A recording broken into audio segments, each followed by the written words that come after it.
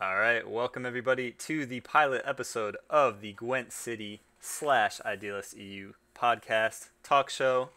My name is Shoe Plays, for you guys that don't know me. I'm joined by my lovely, lovely guests. We got Randy of Sintra up above me, Gwent Town over this way, and Devil Driven over to my side. I'll let those guys introduce themselves in a sec, but first of all, just wanted to run through what exactly we kind of plan to do with this show. So as you guys, I'm sure you guys know, in the Gwent community, there are tons of different podcast shows out there, lots of great stuff. We're hoping to take it more into like a competitive niche, hence the name of our beautiful show, the Grandmaster Plan. Can thank Devil Driven for that one. But we're gonna try and take it into a more serious, competitive niche. Really get into the nitty gritty. Really get down and dirty. Really discuss the meta, tournaments, all that stuff. So hopefully you guys will enjoy that. Hopefully as we kind of get going week to week, we'll be able to carve out, a little bit of a groove, a rhythm for ourselves, and hopefully you guys will enjoy. But in the meantime, I'm gonna stop yapping. I'll let my hosts kind of give a little intro about themselves, how they got into Gwent, what they like to play, what their style is, so you guys can get to know everyone better. So we can start over to my side, Devil Driven. Why don't you tell us a little bit about yourself, man? Um, I started out playing Gwent. I managed to get a hold of a key. I really wanted to play it. I mostly just liked it because it just looked like all the cards, everything was like real violent. All these other CCGs, they're like, oh, it's a little dwarf or oh, it was like these guys, they're getting their heads cut off or people's faces are getting fried right in front of you. I'm like, I need to play this game right here. So I've been playing it since open beta closed beta, and I love the game. I think it's great. CDPR is a pretty awesome company. They hooked me up with a couple things here and there, so I just want to see where it all goes, man. That's pretty much it. I make videos here and there on YouTube, but that's pretty much it for me. You're an old school guy, right? You got started in closed beta, if I'm not Yeah, mistaken. yeah. I got it when it was like 2 months out, I think it was. Maybe a month out. I recorded my first video for Gwen about a year ago, so I've been playing it about a year. So to stick around a game that's basically repetitive card game like that, it says a lot about how good the game is. Oh yeah, definitely, definitely. And what sort of style, like what kind of decks do you like to play? I know you're quite the memer. Yeah, I mostly just I'm the way I look at it is everybody else here is the competitive. I'm the comic relief here. I play a lot of the goofy stuff that like people are just like, this card's bad, and I'm like, sweet, I'm throwing that bad boy right in there, and here's the video. But I like playing right now. I like playing the like Weather Scoia'tael. I think that list is fun, and my favorite card is Ronvid. I love Ronvid. I think it's the best card ever made by any CCG ever. It's just I love it. It's great. All right, all right. I'm a big fan of Ronvid myself as well, so I'm happy to hear that. But anyway, we'll give Gwent Town the mic now. Tell us a little bit about yourself, Gwent Town. I went to town. I'm one competitive player, you could say, from Spain. I have been playing this game probably from around November last year, so around a year now. Uh, yeah, I think I got around. I got to playing pretty much there, even though I had the key from before. I like the game pretty much straight away. I mean, the game was much worse than now, obviously. Uh, there was a lot of funky things, but I realized it was very strategic. It had a lot of detail to it, so I really enjoyed it, and I kept playing. And that's when I got, kind of hooked into the competitive aspect, which I already enjoyed in other games. I don't know to really say. What I try to focus when I'm playing Gwent is just try to keep my playing skill as better as I can. Try to compete in all the tournaments I can. Try to do well in them and whatever, and also try to help other members of the community, giving insight and giving advice in whatever I can help them, either matchups, deck building, or just general knowledge, when knowledge. All right, yeah. And Yeah, for those of you guys that don't know, yeah. I mean, Gwent Town. I'm sure he doesn't want to brag, but definitely one of the best players out there, I'd say. You know, you Yeah. always see him top 10 ladder, top 20, Mhm. competing in tournaments, all that stuff. Yeah, one of the best players no one ever heard about, I guess. Don't Okay. worry, your time will come, man. Mhm. Just keep plugging, and your time will come. But anyway, we'll let Randy introduce themselves. Randy, if you guys don't know, most famous from his Gwent Slam appearance. Why don't you tell us a little bit about yourself, Randy? How you got into Gwent? Hey everyone. I got into Gwent because obviously I played a lot of Witcher 3, and I think that's the most classic route to make it into Gwent. And when I heard there would be a standalone for the game, as I enjoyed it a lot in The Witcher 3, yeah, I immediately signed up for the closed beta, and I signed up again at Gamescom. So yeah, I got into it day one, and yeah, I played ever since then with very minor breaks. And yeah, I really like the game. I don't think it's perfect just yet, obviously, but I really enjoyed it. And as I played a lot of competitively a lot in other games I played before, when I heard there would be tournaments for Gwent, I was kind of into that. We had some really small tournaments back in November 2016, that is. Where only a few guys were participating, but it was fun. And yeah, ever since then, I participated in almost all the tournaments I could find. And to some success, sometimes not. Like, it's just the way it is, right? It's still a card game in the end, and sometimes you don't get lucky, but usually I perform quite well, I think. I'd say so. I mean, you've been further than most, my friend. Thanks. Yeah, Yeah. should you introduce yourself, or Yeah, should you just yeah. be unknown? No, I was waiting for you guys to go first, you know, generous host and all that. But for you guys that don't know me, my name's Shoe Plays. I got back into Gwent in closed beta right after they came out with Nilfgaard as the new faction. And I don't know, just kept playing, getting better, and now I'm streaming Gwent a lot, doing a lot of content creation, like this wonderful talk show with you guys, and yeah, just enjoying the game, man. Just enjoying it. But anyway, I wanted to ask you guys, Devil and Gwent to Town. Randy and I are kind of, you know, new members of the Gwent City team here. Kind of what's the origin story behind the team for people who may be listening that don't know? You know, how did it come together, and what have you guys been doing Well, in the community? yeah, I think I'm gonna I'm gonna uh, how could you say it? I'm gonna take over from here since Yeah. I I was was added later. yeah, I was probably one of the first members. I think maybe even the first member to come in the team.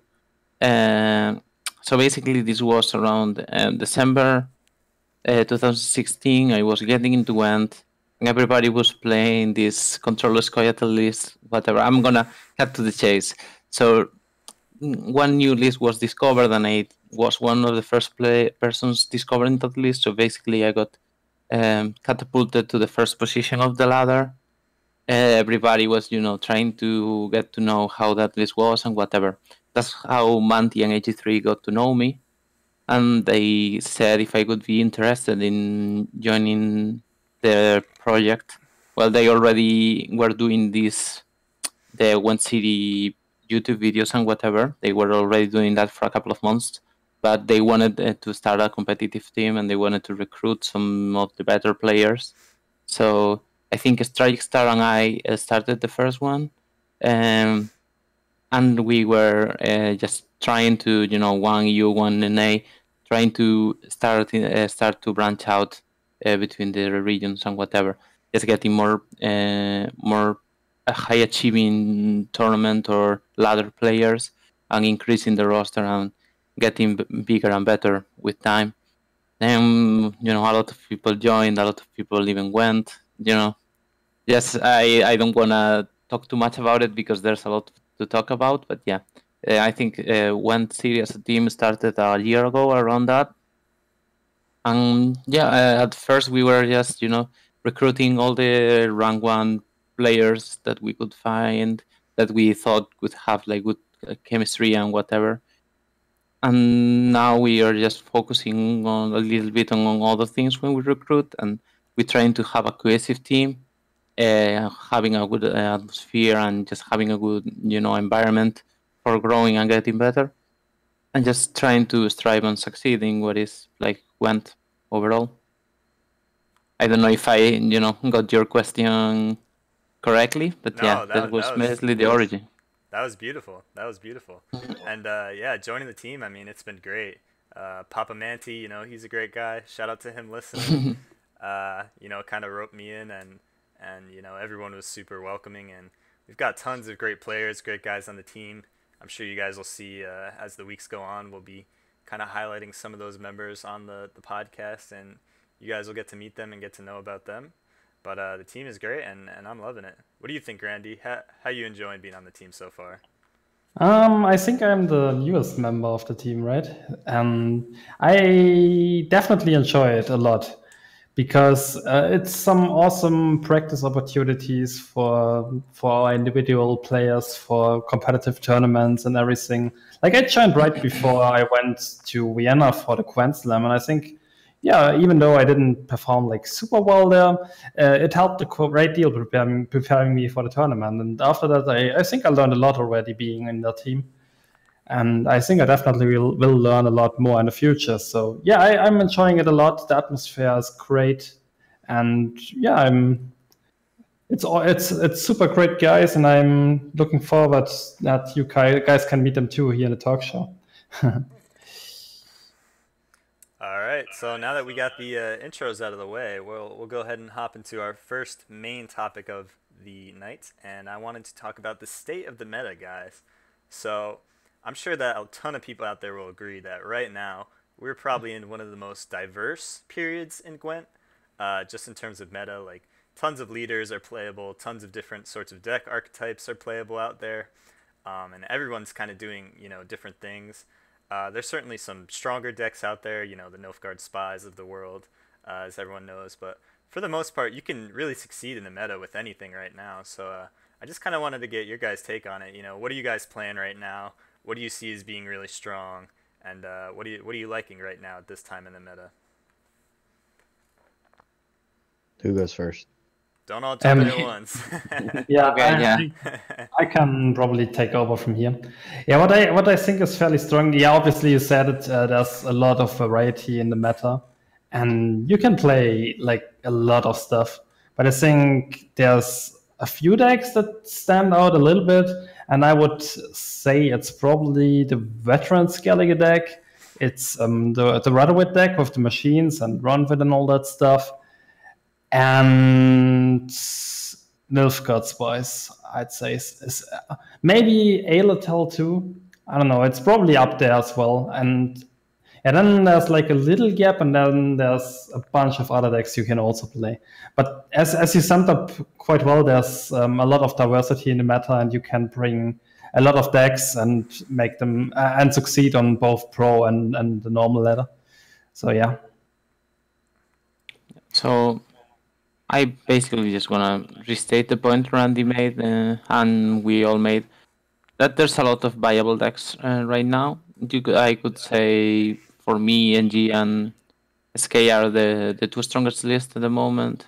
If we are going to talk about specific lists, we will be talking about the Spice and Veteran. I think they are the two strongest decks in the meta right now, and they are followed by a series of decks. I think I could even say 10 decks or 12 that are considered tier 2 by me. Either ST decks like Elatel or Movement, you could say, to Restore Skellige, I would consider tier 2. Monster Consuming is different variants. Hold Destor Henselt. What else? Mill Nilfgaard. And what faction am I missing? I'm missing one. I think you missed but Northern whatever. Realms. I think No, you no, missed Northern Foltest and Realms. Henselt, I said. Oh, you whatever. mentioned Foltest? Oh, I'm sorry. Yeah, but whatever. Basically, there's tier 2 decks for every faction. You can play even different lists. And there's a couple of decks that I would say stand out a little bit more and are stronger, or the ones I would recommend if you're just trying to hit the top ranks in ranked play, like Veterans or Spies. Yeah, I've been seeing a lot of veterans on the regular ladder. I know Randy mentioned the spell Ailtail list that's going around. I personally, Hmm. I've been playing a lot of just the normal ranked ladder recently. Haven't been too much into pro ladder this season, and I see it a lot on ranked ladder. But from the times I've dabbled in the pro ladder, I mean, I'm not really seeing too much spell tail around there. Maybe I just haven't see it. But I know you guys, Gwent to Town and Randy, have been playing more pro ladder, and even decks like Consume. I haven't been seeing too much of that on pro ladder. But again, like I said, I haven't played too much this season. Do you guys see any differences between like the two ladders, the meta choices, and what's popular out there? Yeah, I think you could say if you wanted to talk about differences between the rank ladder and normal pro ladder, you could say there's difference in population of players. For example, I think there's more Chinese and Asian players in the pro ladder normally compared to what you see in normal ladder. At least for me, what I want to bring out is basically they normally tend to play different decks. For example, I think the Chinese players love to play Neckar spam. Normally, when you see a Eastern or Western player play monsters, they tend to play the normalist. The normalist being that Dagon or Elder Core, whatever you're gonna call it, like consume hybrid with Woodlands. And They without the tend to Necker prefer Warriors is what you're getting at, yeah, right? yeah. Basically, normal Harpy Ekimara package with Goodland Spirit and Harpies for the Elder activation. Uh, that's what you see, I think, for Western players a lot. So in the pro ladder, I think there is more fair distribution between those two specific decks. In the normal ladder, I think there is less of that. You also see Spelatel played less right now. In the Pro Ladder, I think there is an abundance in answers to that deck, for example, right now. Even cards like Foltest are playing, even decks like Foltest are playing cards like Witch Hunters right now. You have Radovit, which normally punishes them well. Margarita really destroys them a lot too. Peter even is pretty great against them. Pretty much every deck has one or two answers, which the fact that you have to spam ale into the same minions once and once again makes those cards get a lot of value, which basically punishes you when you're playing the long rounds. I think that's why people try to stay away from that type of deck because you rely a little bit too much on your opponent just not having the answer that is going to really punish you. Yeah, So I yeah, I think. think yeah, just go Sorry. on, Randy.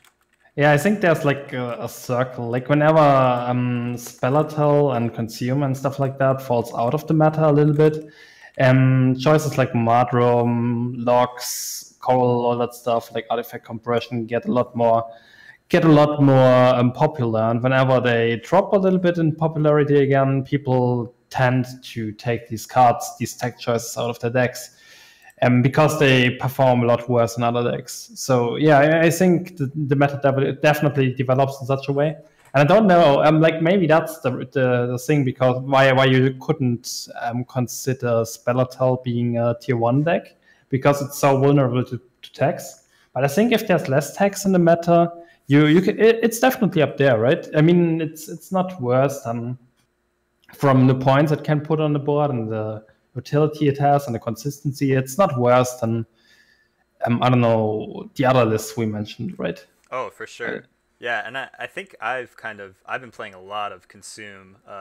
Probably one of the few Western players is going to town was saying playing the Necker spam list with the Necker Warriors, and yeah, that I've been killing it on the regular ladder lately because it's one of those decks where either you run the artifact compression and the reset, or you just kind of get blown out of the game by that.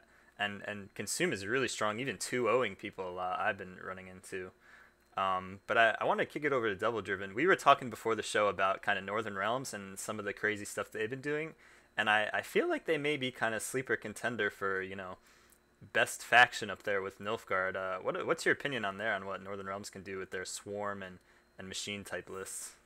Yeah, I was playing a list that you threw out there, and I was beating some people up pretty good. Even Nilfgaard spies. I managed a tough one out on him with our boy Ronvid.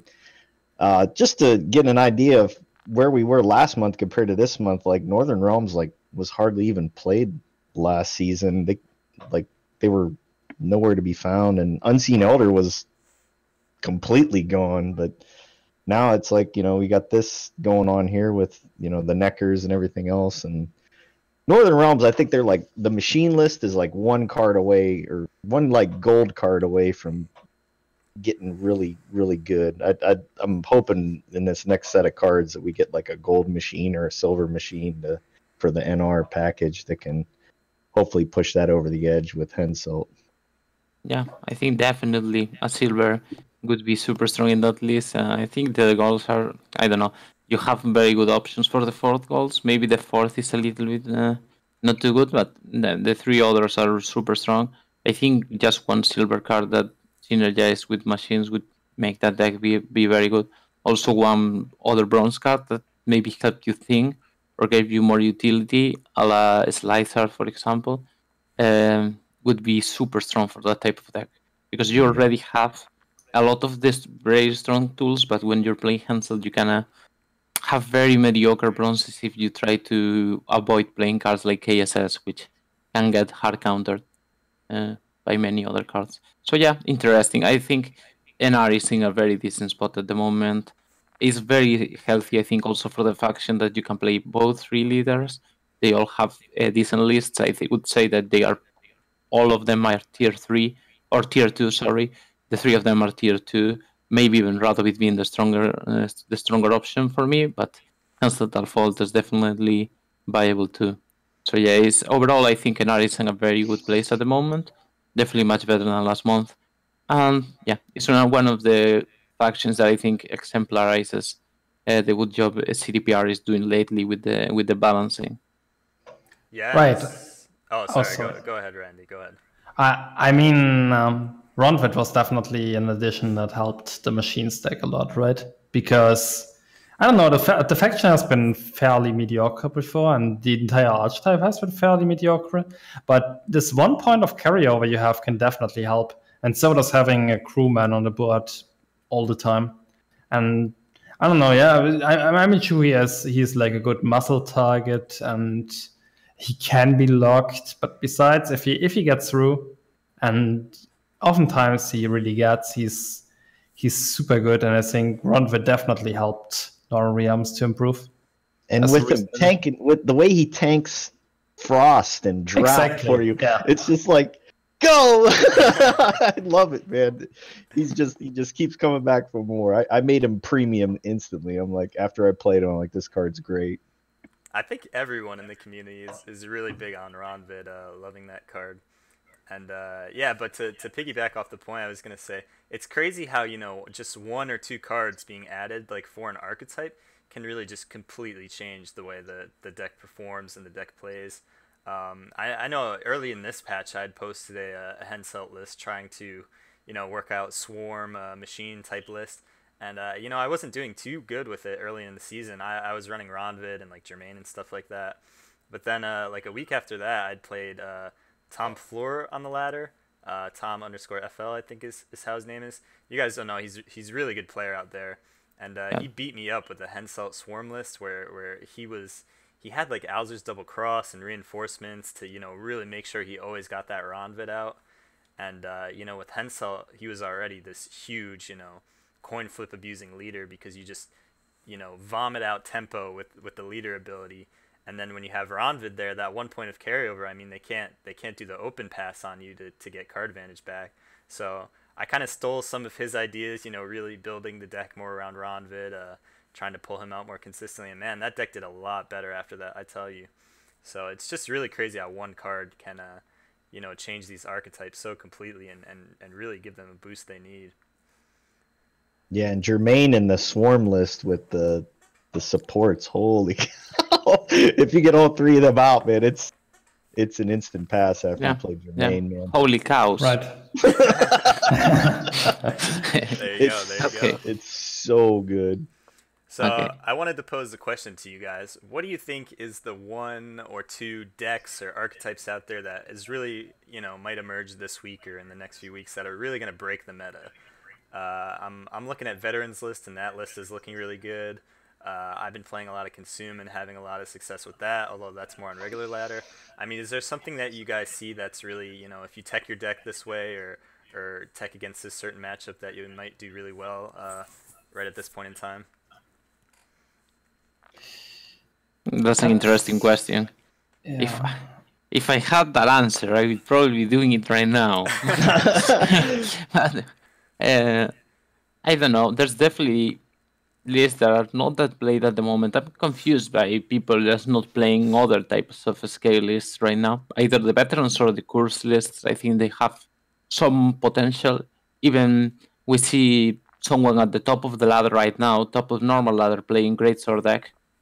The deck with the Grey Swords and the boats. I don't know if everybody is familiar with that, but yeah. Yeah, I saw It's that actually- Reddit topic, and people were trying to, CSI, put this guy's list together. They see him playing, Ocean Mud on his stream, and they're piecing together some of his lists from there, and from others. He was in I someone think else's chat talking about it. yeah, they got it already. It's nothing too really spectacular, like nothing out of the ordinary. It's just that this really got better with the buff that the vote had this last patch. I think that was a really great buff, very well thought Yeah. out, without making the vote too Also, broken. also the meta is favoring the boats a lot more now, right? Because there's less movement in the meta for sure. I mean, yeah. the last meta was all about movement, pretty much. It was. I mean, Skellige had movement with the harpooners and was fairly popular. There was a movement Scoia'tael list, and there was monsters which were running movement. And now it's a lot less. It's not. It doesn't disappear or something. There's still a lot of stuff that can prevent these setups to work, but it's less now. So I think the deck is pretty much by default a lot better. The big difference right now, sorry that I interrupt, is basically now you get the proc immediately. So getting the proc immediately means that your Gravesword is gonna grow 1. So even if they try to put the spice between the bolts like Nilfgaard would do, or if they try to harpooner it away or move it, it's still got at least 1 proc, and then you can play other units and down next to it, right? So it's you don't lose as much value as before, which was like horrible because you were waiting for it to proc, then it gets moved. You put a unit, it gets moved, and you just look silly. And like it is a little bit silly, like Brang when you start moving Brang around, and Brang is just starving on the board, just moving from one row to another. Yeah. I'm interested that deck has been doing so well too with spies being in the meta. I mean, pretty much every spy list I see runs at least 1 or 2 Vikavaro medics, and just pulling those huge greatswords out of the graveyard or stuff like that is just kind of seems pretty backbreaking to me. I think it got better too because that list doesn't really thin that well. But now that they got the battle maidens, like if you only had 1 great sword and you got a couple of these in hand, or even 1, you're able to get another one out. Or if they steal it with muzzle, you could bring, 1 of them back and then battle maiden it too. Plus 2, then it staggers them a little bit, which is nice. So I think the battle maiden is the reason why that deck kind of functions a lot better, because it can find some more of your cards. And you get the damage too.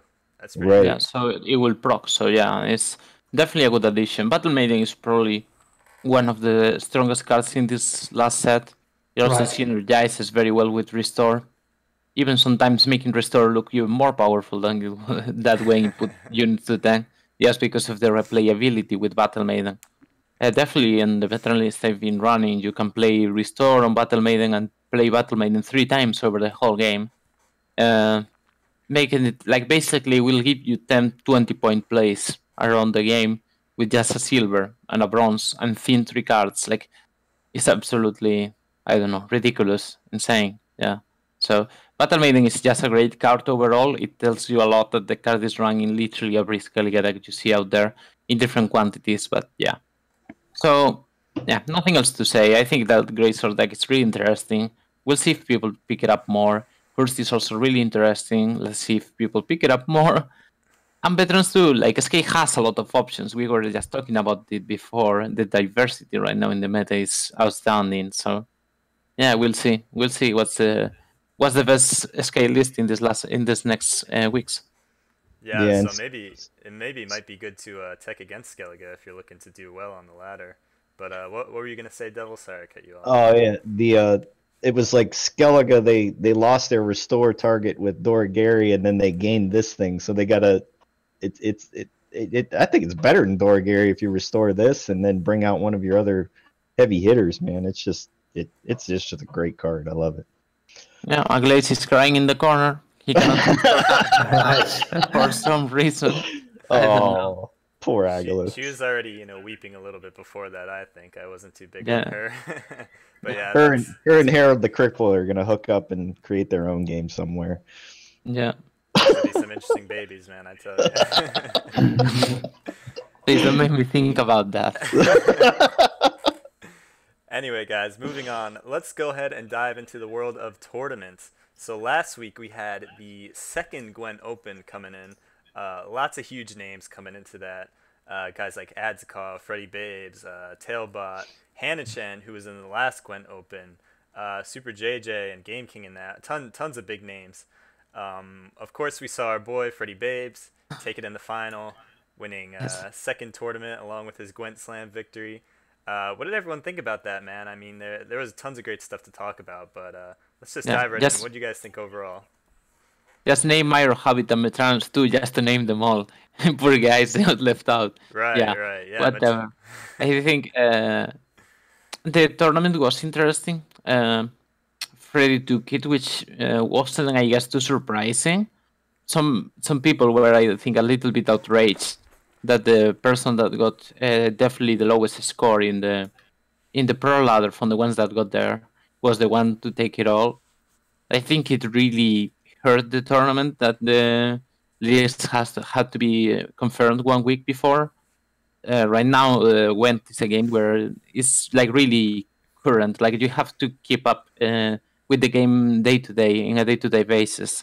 Like if I stop playing for a week and try to play the decks I'm playing right now, or try to play the matchups like I'm doing right now, I would probably find that everything kind of changed a little bit, and it's just not that effective anymore. You could see in this tournament that a lot of people were playing suboptimal list, we could say, because we already know right now that the list is suboptimal, but the guy had to make the decision like 8 days ago, and he just didn't know better. So you get to this situation where very good players have to play kind of very bad decks, and you have to mix it up, everything together with the coin flip turning and how the decks got like selected and everything. And then it's just the luck factor. I think Freddy had a very good strategy. He had very bad decks, I think, but he had a very good strategy. Really good RNG and really good playing skill in the games. Like I think he played really on point. So I think it's just congrats to him. I think he took got the best out of what could be done with the format, even though the decks were not great. He got the most out of them, and I think he did a really great job and was kind of deserving winner. Are you telling me Lambert isn't a great card? No, Lambert is the best card. Everything else on that Enard deck is just blasphemous. Yeah, the Enard deck was kind of weird. I don't know. I feel like that's kind of Freddy's thing, right? Just bring bad decks and for some reason make them work. Okay. I mean, Freddy's been memeing for a while. I remember when closed beta came out, he was one of the first guys to really play around with like a full test list with the light cavalries, before that first Grandmaster list came out. And I love Freddy for that, man. He's always playing some crazy stuff. And he plays at a super high level, too, is the thing. Like, his decks don't hold him back at all, even if he's running some crazy stuff. Yeah, it works super well for him. And I don't know, sometimes I think, it's even better for him, most likely, than if he would run stuff that's, like, considered meta, but he's maybe uncomfortable on. Yeah, it's great to see some diversity in the tournaments. I mean, you usually see the pro ladder players bring some more standard decks. You see on pro ladder every day, and then the qualified players and the invites usually bring a bit more spicy decks. Also, maybe the Chinese guys did a bit more odd choices, right? But yeah, I think you could tell in this tournament one of the most interesting things, in my opinion, of the whole tournament, as you could tell, like the two approaches the different players had while going into the tournament, or you could say 3 different approaches. we have the Chinese approach. They took the kind of their decks and they tried to make it work with the type of meta they are used to playing.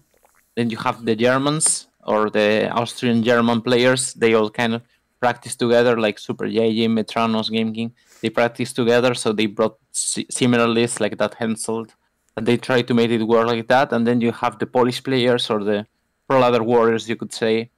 They just brought what they thought the more solid lists were, and they played it to pretty much perfection. I think I also really like the lineup Tailbot Brown. I think it was really on point. But yeah, whatever. Just cutting to the chase, I would say that it is very interesting to see how players like Super JJ or Freddy really try to prepare for the tournament and bring the deck for the tournament. And guys like Tailbot and Atsikov just try to find the best deck overall, what they think is a stronger in general, and they would play that in Pro Ladder and then bring it to the tournament and try to succeed that way. I think that's a really interesting dichotomy or whatever. Would you say that's something that's holding people like Atsikov and Tailbot back, or would you say it was just unlucky? I mean, you have to say Atsikov did fairly poorly in the three offline tournaments, in the three big offline tournaments he played, from what you would expect from him. Because if I see Atsikov as a name, and I know what he can do on Pro Ladder and everything, I would definitely expect him to win these tournaments, right? Yeah. But he didn't. It's funny because even in the Gwent Challenger, he destroyed the competition. I think he only lost like one game after 5 series. That is insane. He just stomped everybody. Yeah. But yeah, I think Atsikov just, I don't know. Maybe I think it's a little bit nervous and a little bit the fact that he hasn't been getting that lucky. He just barely missed it 3 times. I think he will probably get his results sooner or later. Like that game against Freddy, it was just one top deck less for Freddy and he would win it. And I think it was very close. But yeah, Atsikov. I don't really think his decks are holding him back. I mean, I think it's more the fact that, you go out in the first round of these tournaments 3 times, but it's only 3 best-of-5 series. That's super small sample size. And when you're running into Freddy Babes in the first round of 2 of these, that's a Titan right there that you got to get back. So.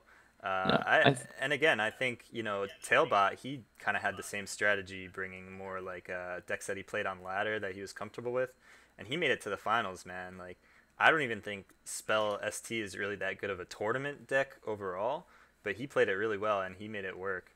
He had Blue Dream, man. He had Blue Dream. Here's the one thing. I think in this format, the Spellotell deck might be fine. Because you can just queue it whenever you are winning the coin flip, right? Yeah. That's the thing we will get to later, I think. But I mean, that's like the perfect deck for that format. So I think it was correct.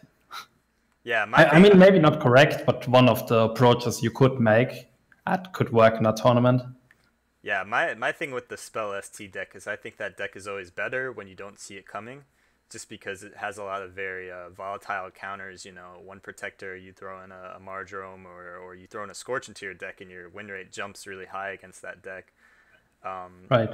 And in the tournament here, after the first round, all the competitors, their decks are revealed. So you can kind of, try and queue into it with maybe a deck where you're running a Scorch or something. So that's just why I personally feel it's not the best tournament deck per se. But, I mean, Tailbot made it work, man. He played that deck really well, and he did well with it. I'm curious your guys' thoughts about JJ's list, because it seems to me like he still had a PTSD from the last tournament against Metranos, seeing all those gold weathers running around. Can you refresh my mind a little bit, maybe? Yeah, JJ... I can do, yeah. Go ahead, yeah. Yeah. He was running Hensel with weathers and weather clears. Hensel with machines and the 7s that clear the weather, which is kind of, I don't know, it's kind of standard for Hensel, but he was like super concentrating in clearing weather. You could see like every deck was running weather clears. Yeah, every deck he had the row clears, even his Skellige list, which was a Cursed Wound list, had the 3 armor smiths, So he Yeah. was really going on that strategy. Plus the monster list had Archgriffins too. It mean, was completely tacked against weather. What do you guys think about that strategy of trying to, hard counter one matchup or one archetype maybe? Because, I'm sure if JJ runs into, another lineup with all gold weather, then he looks like a genius. But it can be certainly pretty risky. I mean, what do you guys think about that in tournaments in general? Yeah. And here's the thing, Yeah, sorry, go first. No, just go ahead. Okay. So here's the thing. If you go into a tournament like that, you have to think about what might my opponents be running. And if you expect a lot of gold weather, like for whatever reason, or a lot of weather in general, you will bring a lot of weather removal. And if it works, and if the opponents indeed play a lot of weather, as you said, you look like a genius, you win the tournament. But if they don't do that at all, it's not too great for you. So I don't think it was wrong. I mean, maybe there was a player with a lineup he would have entirely stormed. Yeah, I wouldn't have done it myself, I think, but yeah, maybe it was just the way JJ was thinking the tournament would play out. Yeah, I think this is just a case of JJ just trying to counter something that is not there, kind of. Like he just missed the point. He tried to make a risky bet and he didn't get it correctly at all. I think in that meta you will pretty much always bring Nilfgaard Spice. I think they all brought it. You pretty much could run Radovid or Hansel, I guess, if you think. Like, if he thinks he will play against more Hansel weather players, then probably against Hansel weather you could run weather clears. But we saw that he was the only one to run the deck. Normally people are running Radovid, especially 1 week ago. Radovid was extremely popular. The only deck everybody played in terms of an R 1 week ago or 2 weeks ago now, right? Because they have to make the deck, like they have to submit the list 1 week before the tournament, and the tournament was last week, so 2 weeks ago. Right. Everybody was playing Raikus Radovid, that was the most common one. And there was this new version of Raikus Radovid with Beers, which was the one that Freddy played, or a version of that at least. So basically, NR you cannot expect weather, NG you cannot expect weather, ST you could play other against movement, which is really bad in that meta, and people brought it and failed. Or you can play it against Spell ST, which doesn't play weather. And SK normally you wouldn't face weather unless you face against Saxman, which is also very uncommon. So basically, what are you countering? I guess monsters, which normally runs only 1 weather, unless you're playing against anything, or ST movement. That's the decks you wanna counter. So I wouldn't build my strategy around beating only those decks, because you have to. What if they don't run monsters? Like in a format like that, which you can run only 4 decks, and they play Radovid, what do? You just don't counter anything. I don't think he got it correctly this time. It's one type of approach where if you, as we said, if you get the read correctly, you can look like a genius and you can win the game, or you can win the tournament. But in this case, I think JJ just missed it. So correctly got punished. He would have. He probably needed to get punished first round, but he got punished second. It's just inevitable.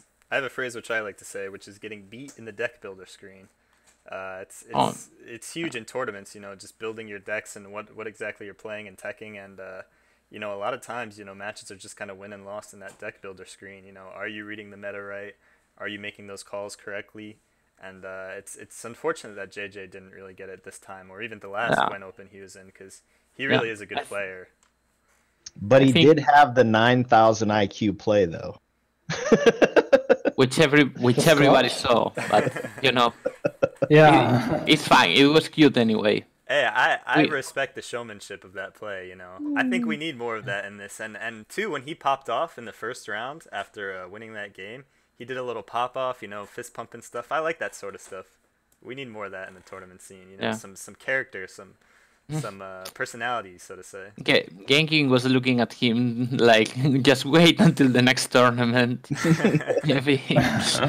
I'm gonna beat you. Yeah, whatever. It's fine. I think showing passion and showing, wanting it badly, I think it's a very good and cool thing for the competitive community. I think it's not great for the one that has to face it, like getting fist pumped because you couldn't avoid Borg. You just played a shitty deck and you got punished. But yeah, whatever. It's just part of the game. So yeah, cool. I think when I see JJ in tournaments the way he does it, I think the phrase that describes it is outplaying himself. He has been outplaying himself a little bit these last ones.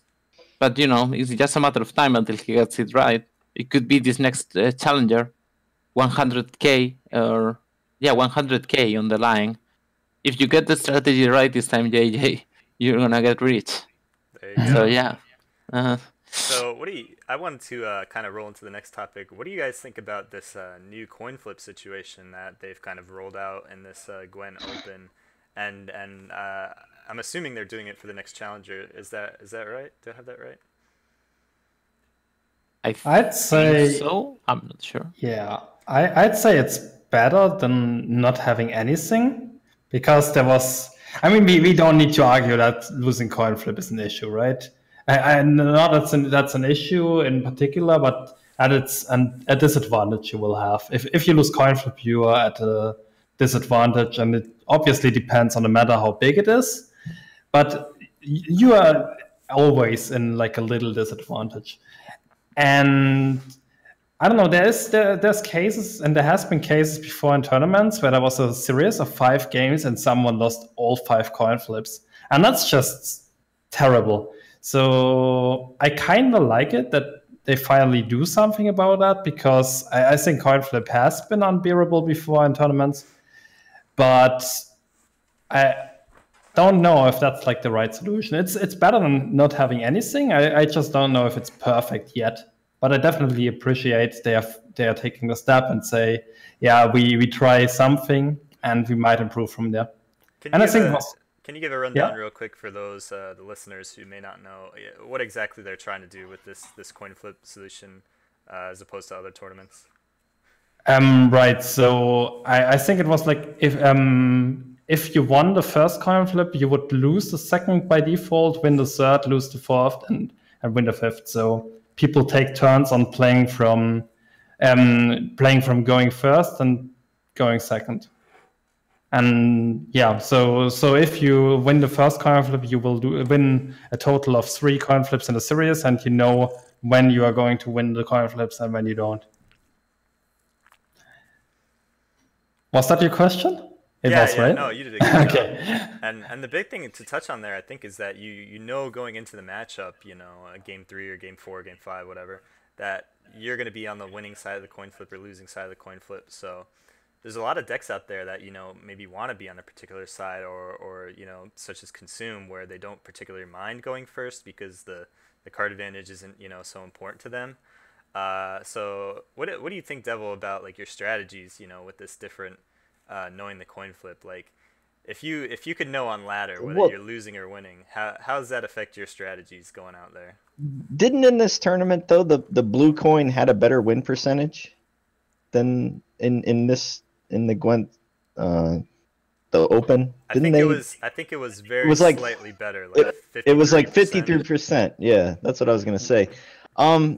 Do you think that's because of the new system they have, or what do you think that is? I don't know. I'm wondering if that's what they're going to use to fix it on ladder. If that's what they're going to do, like if you lost a coin flip, you'll win it next time and you'll play somebody that won it. I wonder if that's going to be their answer for the coin flip. Like you always queue into somebody that did the opposite of you, so you kind of level out where you're at. But in the tournament, I mean, it helps out a lot, because I mean, if you lose a bunch of them in a row, I mean, you're going home. Yeah, I don't think they could change it either. Now that they've already done this and implemented it, I don't think they could take it away. I think they'll have to ride it out until Challenger, and unless they do something super drastic and change how the system works. But I just want to point out that after this whole system was announced and everything, when you go to the tournament, you realize mysteriously, every time someone has to go first, they seem to prefer to play NG. It's a curious phenomenon that tends to happen. And if you tend to look at that and see that NG still had an 88% win rate in the tournament, while going first every time, literally. You can say that maybe the numbers on the coin flip are not because of actually the coin flip being fair, but because the people that play on the losing coin flip play in G against a weaker deck. So this is not a great solution. At least better than no solution, I guess. I would love to see if they are willing to do this whole system, as in you're guaranteed that someone will win 3 coin flips and the other person will lose 2, but the order in which you win it or lose it is random. So you could lose the first 3, but win them 2. So you don't know if you're gonna win the next one or not until at least you have lost 2 already. Basically, this whole thing would just contribute to players not knowing if they're gonna go first or second, but at the same time ensuring that you're not gonna lose 5 coin flips in a series.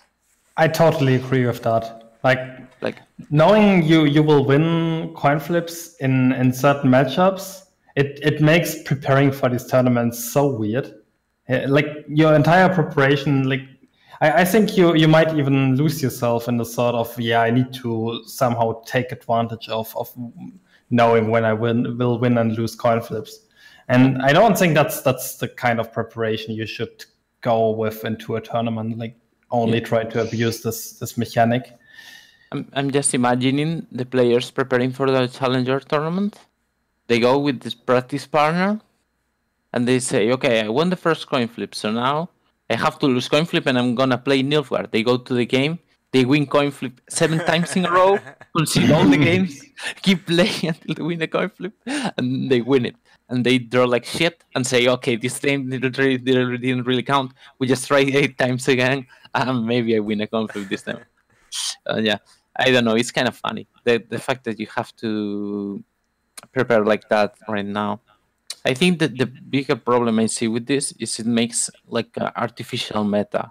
Like, for example, you could say maybe Spelatel is tier 2, but if you can ensure you're going to win coin flip and you don't get punished for going second, then it's tier 1 because you don't get punished for going first.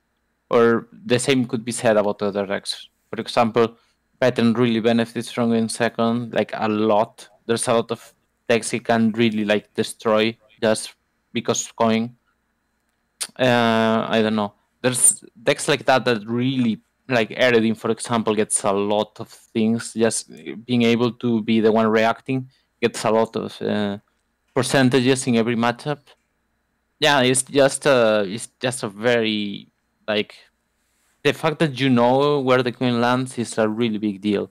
I could actually be like really wondering if they're gonna try to do what I just suggested or any other way they feel like they can do to make it uncertain but fair at the same time. I think if you were to do it that way, you would kind of need to reconsider the format that you're playing. It does make a lot of sense, making it random again, so you're not having this meta where you're trying to abuse the coin flip basically with your matchups. But you still have the same problem, if you queue the first 3 on the blue coin, the first 3 games in the series, like you're at a huge disadvantage with that. I'd be interested maybe if they make it like a strike format, so that way you kind of you have the matchups ahead of time, and then they can assign the coin flips randomly to those matchups, but still alternating. So that way the matchups are set, and you assign a coin flip randomly, and you play it out that way. You losing the first coins, as long as you win the last 2, it's basically the same as you lose, win, lose, win, lose.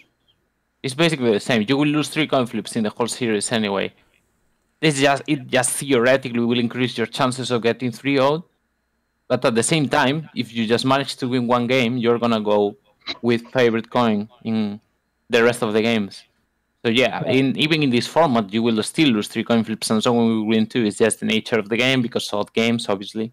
There's a lot of interesting considerations too with the counter queuing. That's kind of very small things that are hard to quantify, but it's definitely tough to nail down a perfect solution for the coin flip. I mean, at the end of the day, like you said, someone's still going first 3 times. So it's almost like a coin flip before the coin flip, see who gets the red coin more often. Yep, it's actually a coin flip. Yeah, it's still a coin flip. Fix it with a coin flip. That's how it is. You losing the coin flip too, and your opponent having muzzle is too. You're like, I play something and it's a muzzle target. It's like, oh. Yeah, that indeed feels quite bad if you are in that situation. Yeah, I don't know. We'll just have to see over the tournaments like how this affects everything. Yeah. But also, one more thing I'd like to add is that only a really small minority of games are played in this LAN environment. Like from the games you need to make it into tournaments like that. I mean, if you play an online qualifier, you need to win, 8 series in a row or whatever. And I mean, you can get unlucky in any of these series and lose 5 coin flips in a row. Right, and because the qualifiers, they don't have the new coin flip system. Exactly. That's why I think there should be like a solution in the actual client and not just, a temporary solution for. I mean, we could be fine with having coin flips on ladder, because it will even out at some point, usually. But in tournaments, it feels super bad. And this is why I think we should have like a tournament mode in Gwent, maybe. I mean, it's probably not top priority, because the main thing for CDPR to do is to get the game ready for the bright market. But I think it's definitely something that could be done in the future, like a tournament mode where you could set up this stuff. As much as I hate losing coin flips in ladder, I hope they never implement this on ladder. That'd be really silly. I imagine you just have to play pro ladder, and you were like, okay, a game of Spice, a game of Spells T, a game of Spice, a game of Spells T, a game of Spice, a game of Spells T. Oh, actually, what was the last game I played yesterday? Was it a win coin flip or a lose coin flip? It's Spells T. Okay.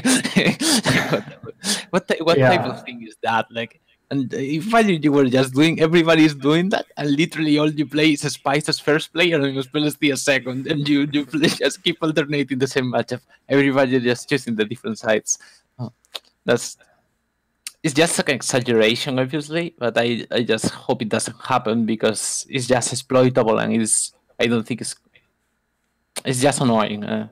Probably would make the meta super boring, just repetitive, and like the grinding would be like switching from one deck to another in each coin flip situation.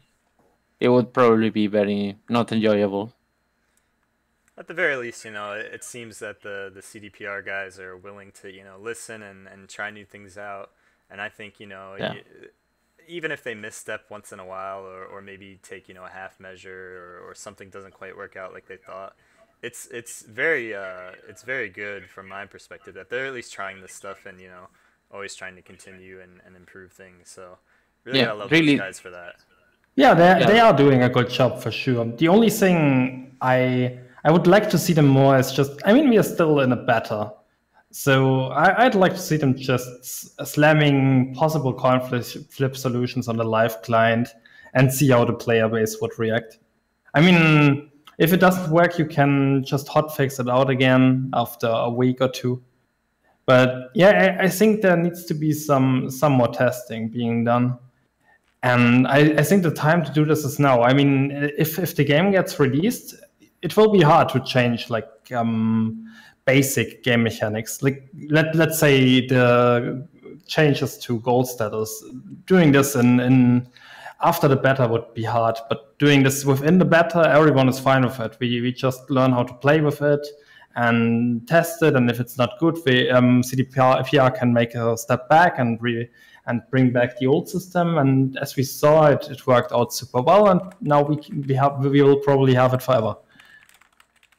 Yeah, I think it's with the coin flip, it's just impossible to fix. It's just about alleviating like the unfairness of the coin flip as much as possible. Try to make it as fair as possible for everyone, and just roll with that. Basically, it's like chess. Someone will have to go first, and someone will have to go second.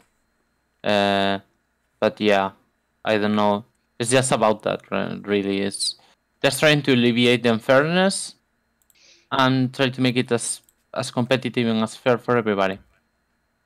So yeah, cool. Like for me, this topic is kind of interesting, but at the same time, let's just see whatever they decide to do with it. Right. I'm just waiting. Also, I think coin flip has been discussed a lot already. That horse has been beaten to death and then some. So anyway, guys, moving on. So the next kind of major tournament sort of topic. There's been some spicy drama lately on Twitter. I don't know if you guys have seen that. I know Randy, you're not on Twitter, I don't think, but I am now. Oh, you are. Perfect. Well, we'll let you plug that at the end of the show. But anyway, yeah, some guys, a lot of the pro ladder players, kind of big names on Twitter, you know, guys like Petrify, Adzkov, having a big debate lately on you know, the qualification systems to feed into these official tournaments like Gwent Opens and Challengers. Even guys like Rafal, who runs the esports scene there, jumping in and talking. I guess to put it very nice in a summary is the main point is kind of the difference between pro ladder qualifications and qualifier tournaments, you know, because right now the pro ladder is kind of the main chunk of how you get qualified for these tournaments, giving out a huge amount of crown points compared to these qualifier tournaments. And I think someone put the point out there in that thread that you know, Freddie Babes, despite winning these two tournaments, the Gwent Slam and the most recent Gwent Open, still has less crown points than some guys like, you know, Adzakov and Tailbot, who are 1 and 2 on the pro ladder. And there's a lot of big debate going around about what's the best system, you know, how many crown points should each thing get, and just kind of wanted to weigh in on what you guys think. How do you feel about the current system qualifying for these tournaments? And, you know, what do you guys see as it? Do you like it? Do you think they're good? Do you think it should be more in one way or the other? Let's go ahead and open the floor for that.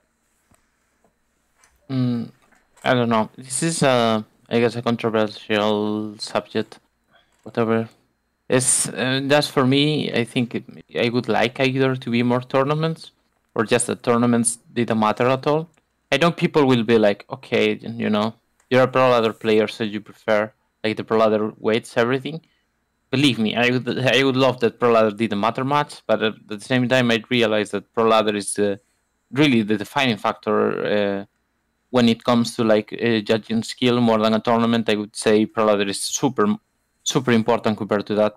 In fact, I think if I would consider it like in a subjective way, like my opinion on the matter is that at all, like Freddy Babes didn't deserve to qualify more than a lot of guys that got out and didn't qualify just because he won a tournament. The tournament there was to win, he got there and won it and win it. So basically, he can get 40 in the pro ladder and still make it to the Gwent Open, which many people that really put a lot more effort and had much better scores in pro ladder didn't make it because he won a tournament basically. Right. And so basically, this whole situation, the problem of this whole situation wouldn't be a problem if Mago, for example, didn't get top 8 in the last ladder. That made it so one person could take the spot that Mago had, and basically Mago just basically kind of took away the points that one of the top 8 in the pro ladder would have, and gave him more chances for Freddy to make it just with a 38, I think it was, finish. This whole thing, like the perfect thing would be that there was a lot more tournaments, a lot more chances to win crown points, but at the same time, I don't know. I just hope that instead of being top 8, it was actually top 16 or top 32 for this type of tournaments at least, because top 8 I think is too reduced. Like top 8, like it could be top 32 and you would be all high quality players, like super good players, all of them. Top 8 is just super simplistic, and a lot of good players get out, even if they were deserving. Like I think it's not that Freddy Babes didn't deserve to be there. Like he proved he deserved to be there. It was just that I think there were other players that deserved it more than him. And I'm not talking about me, even though I could be between them. You know what I mean? Like even even though I was one of those players that ranked higher than Freddy in the pro ladder, I wasn't really talking about me in this type of situation. But there were other players. We could mention a couple of them, Maidon or Pasak, for example, then had the top 8 ranking, or could have it where they're like 9, 10. I don't know who ended up 9th, and in the end, Mago got 8th, and basically he pushed them out, took away 5 points from them, with him not really even having the chance to qualify because of his visa issues. And then that made it so Freddy could get in. It's just in the end, it's just how the competition works and the rules are set up, but at the same time, I would just like really love it if there was like maybe top 32, top 64, top 16, but more than 8, because 8 is just very little. Super hard to qualify just for a tournament in which you might just lose one series. Yeah, I agree with that. Here's the thing. I think if you would ask this question, someone who is consistently among the top 3 pro ladder players, he would be like, yeah, the system is perfect. We should change nothing. But if you ask it to someone who is doing a little better in tournaments and a little bit less good in pro ladder, maybe because he cannot put the hours in, maybe because he has some other issues with mindset or whatever, you would get entirely different results. So you need to make a fair solution for everyone. What I personally think is that doing good on pro ladder gives you a little bit too much, because you basically get invites to the Gwent Opens, to Challenger, to the Gwent Slams. You basically get a free entrance ticket for everything. And I think tournaments like Gwent Slam could be, I mean, obviously it's pretty much life coach's choice, I think. I don't know if he has to invite the top players of pro ladder as well. But I think for tournaments like that, you could go to a more open format and make the qualifiers be entirely qualified players out of tournaments instead of pro ladder as well. And I think it could be fine. And also, I want to add to Quentotown's point that he would like to see more players in the tournaments. I mean, obviously, you could invite 16 or even 32 players or whatever. But the issue would be that the players wouldn't really get screen time, I guess. Like if you have top 16 in these tournaments, you could probably not show all the games on stream, maybe, because it would be a super long stream and people would leave. So for the single elimination bracket with the best of 5 format and some show in between, I think 8 players is probably the best to showcase on the stream and everything. But I think it would probably be cool to have a little bit more players in these tournaments in the future too, because I mean, even if not every match gets streamed and only like certain matches out of the top 16, maybe you could even have a double elimination bracket or something like that, and just showcase random games from the early rounds. I think that could be good too. I think we are definitely not. For me, it's better that you don't get the screen time, but you at least get a chance to play in the tournament. Plus, if you win a game, you will get screen time guaranteed. I don't know. Right. I just think when I was just following Hearthstone and whatever the Hearthstone scene, they streamed Swiss portions of DreamHacks, which were like 9 rounds for 10 or 11 hours. Like the first day, that doesn't have to be watched by literally everyone. That's the theme for the finals. Like, if the first day has 10k viewers instead of 30k, who cares really? It's more than 0 because you wouldn't do it otherwise. If you have only top 8, you don't do a first day. You just do Saturday and Sunday. Right. I don't know. I feel like you could do just a top 32. Stream maybe 2 games out of the top 32. Maybe 2 or 4 games out of the top 16 in the first day. Let's say Friday. Not many people will tune in, whatever. It's more than nothing. And plus, more people get to play in the tournament and prove, plus the higher number the players are in the tournament, it makes all these players, like, for example, JJ or any other player that made a risky bet and lost it because he didn't really find the meta he was looking for, they will get eliminated in the first 2 games. So when the top 8 is there, they will be all players that brought good decks, that fine-tuned whatever they were playing for the meta. They are playing the decks they know how to play. They're basically hot and already, pre-qualified or whatever in the own tournament, right? If you do a top 8 and then there's 2 players that didn't find the meta, there's 2 players that misplayed, it looks much more sluggish in the top 8, and it looks like the players are worse than they are. If you just do a top 64 to 32 whatever tournament, the people that reach the top 8 already found the solution or already brought good decks or whatever for the tournament, so the top 8 will be all better matchups overall than if it's just a top 8. And literally, there's nothing stopping them from just doing one day more, even if it was not streamed. Like, just have the top 8 happen Saturday, but with more qualifications earlier. I don't know. That's obviously, you could say, Went to town, you just want to be in tournaments. I would say yes. No. Yeah, absolutely. I think most people would say that really kind of the big crux of the issue here is that the tournament scene, at least for official tournaments for Gwent right now, are super exclusive, for whatever reason. You have these 8-man open tournaments, ironically named an open tournament, where you're taking 8 guys to these things and competing. And it just feels super exclusive. Another big issue, which I didn't hear touched on, but is just the investment that it takes to even try and compete in the pro ladder. I mean, these things have a minimum of 400 games to even just get placed your full MMR.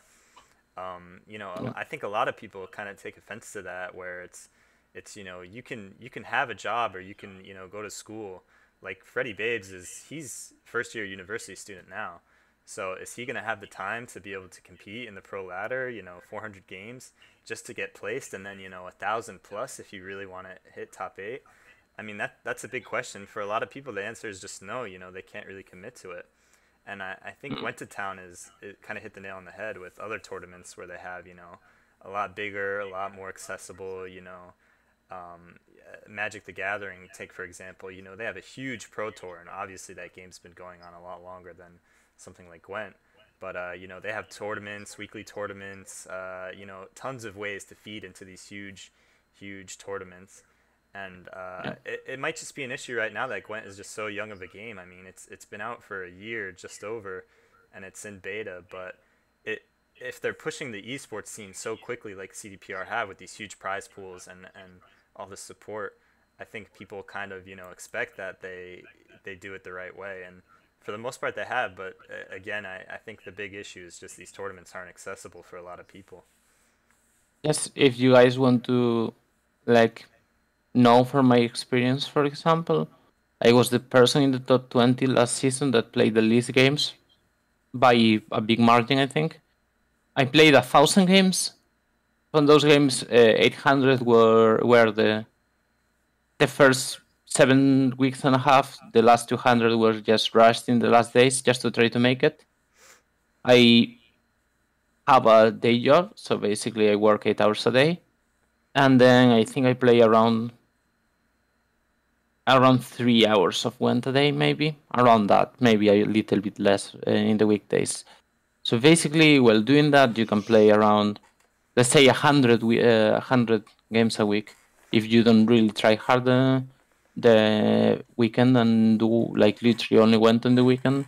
So basically, if you want to, I think it was around, I don't want to say a ridiculous number, but I think 1,000 games is around maybe 80 hours in 2 months or even more of playing time, just straight playing games I went.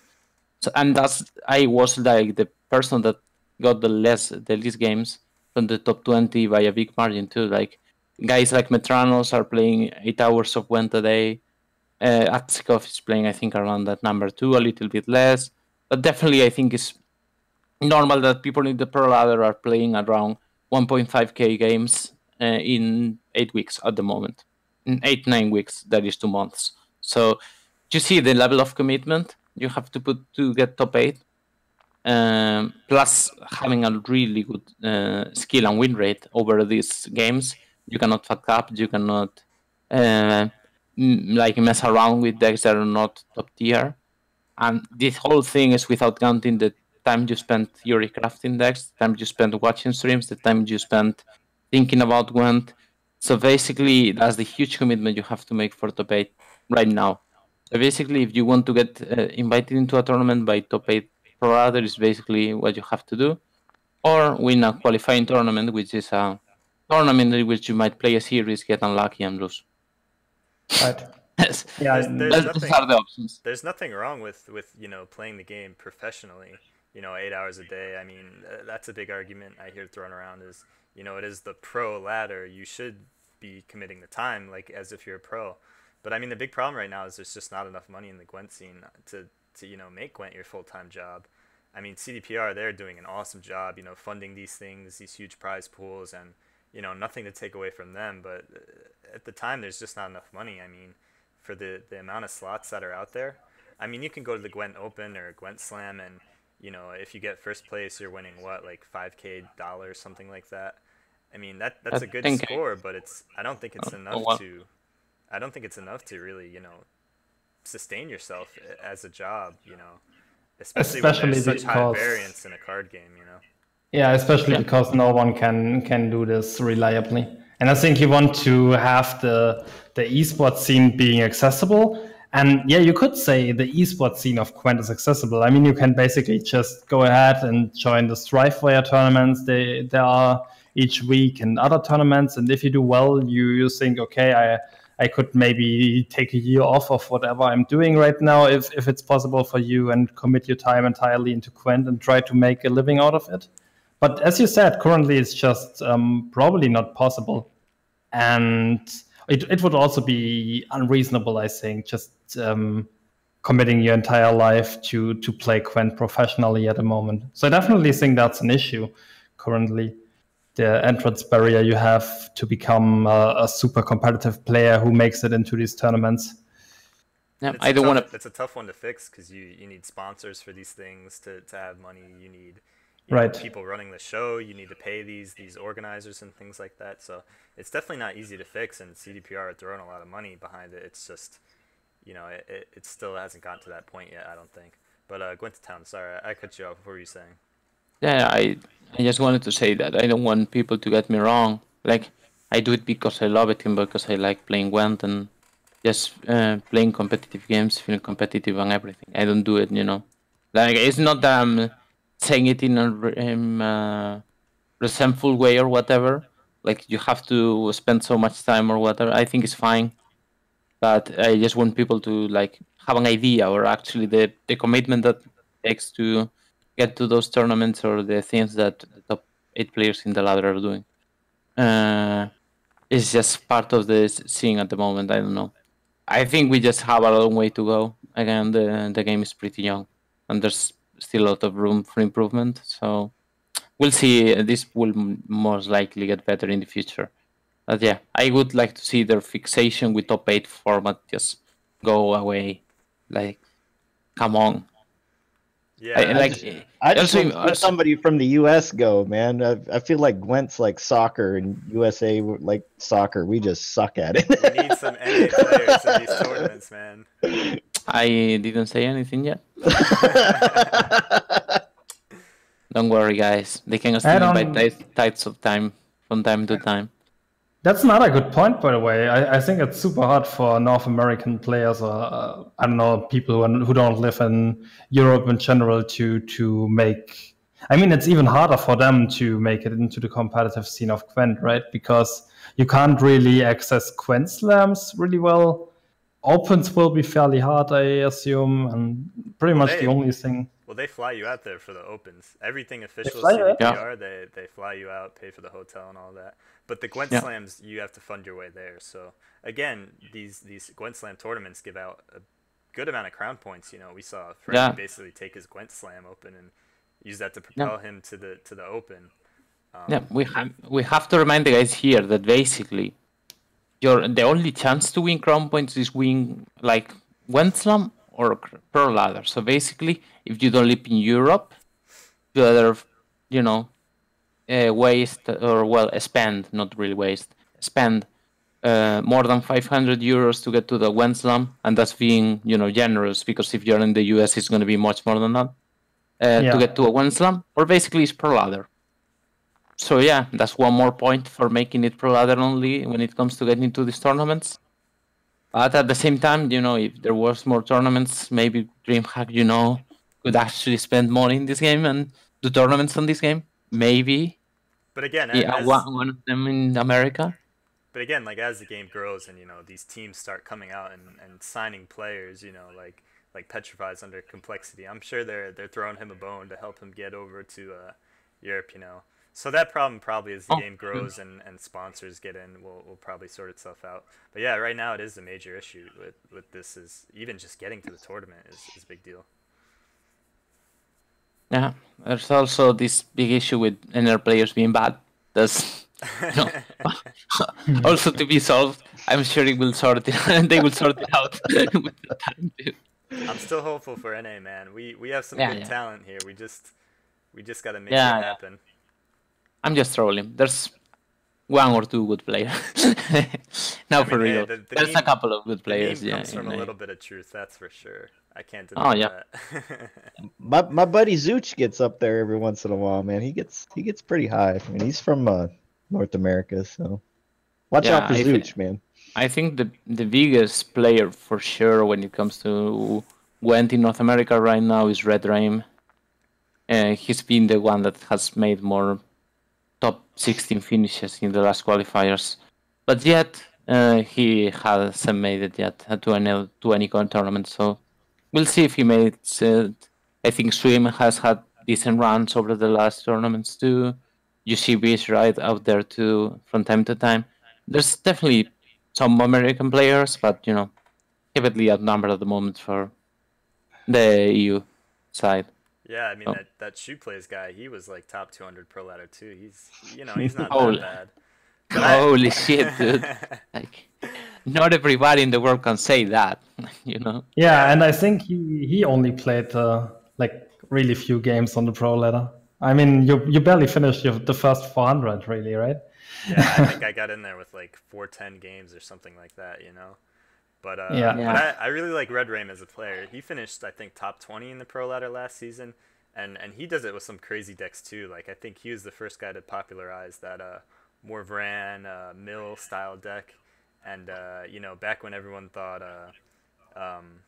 Herald was pretty bad, he was playing that to the top of ladder too.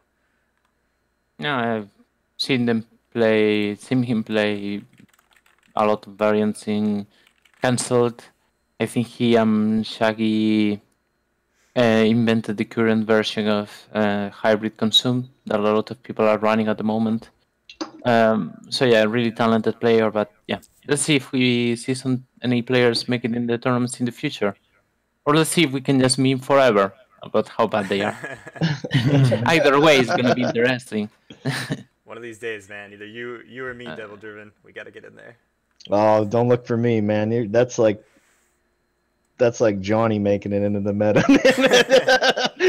Devil Driven keeps it the content creation and having fun, man. Like I said, I'm just here. You guys are all amazing players. I'm just here for the comedic relief, man. I love Gwent, and that's all I can say, man. I just enjoy the game. All right. Well, I think we've been going on long enough. We hit some really good topics. I had a great time on the show. Let's just go around and give everyone a chance to plug whatever you guys got. Real quick, you can find me twitch.tv/uplays streaming. We'll be starting up a lot more in December, and also just hit me up on Twitter @ShoePlays. Go ahead, guys. Plug your stuff. Maybe Devil Driven. Maybe has something to plug. I have nothing to plug. Nothing to plug. For me, I'm on YouTube. I usually put out like about 5 videos a week, different factions and whatnot. Just type in Devil Driven in the search bar on YouTube and click on the green double D's. And you'll see all my content there. I'm on yeah, the green ones too. It's like some Gamora action. No, but I'm on Twitter too. I just it's mostly just Gwent stuff, retweeting everybody else's stuff that's super good in the community. But that's pretty much it for me, man. Just Devil Driven on YouTube. good to go. Okay, I only need to plug my phone to the charger, and also I need to tell you guys. No, now for You're on real. I Twitter, need. aren't you, Gwent Town? Plug your Yeah, Twitter, man. I'm on Twitter, but I don't have anything interesting to say in Twitter, and I want to spare you guys the follow. Now for real. I tend to also tweet and retweet interesting things about Gwent in my Twitter, and just I'm very active on Twitch. I don't really stream myself, but I'm active as in joining other streams, trying to create discussion there, just trying to maybe help people that need help, or just discuss with some other really good players about things. Yeah, this is all. I hope you guys can see me in a tournament next to you, maybe soon TM, Very soon, I hopefully. think. Very soon. And nothing else to say yet. Thank you guys for giving me the opportunity to be here. I hope you enjoyed the podcast or the talk show thingy we just did, and I hope you had fun. And that's it for me. Peace. Randy, man, what's your Twitter? I gotta follow you since I just found out today. I'm Randy of Sintra on Twitter.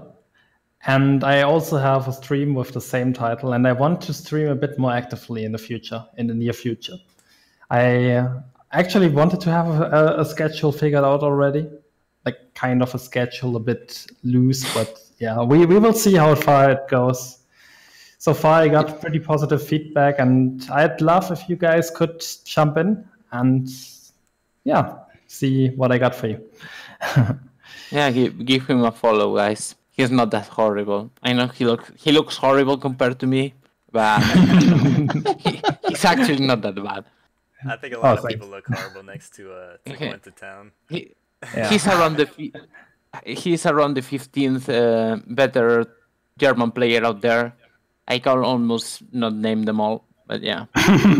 Now for real, Randy's a Pretty good tough guy. He's competition. pretty good at the game. So just join his stream. I think he also takes a really informative approach and educational. So yeah, just join there and have fun.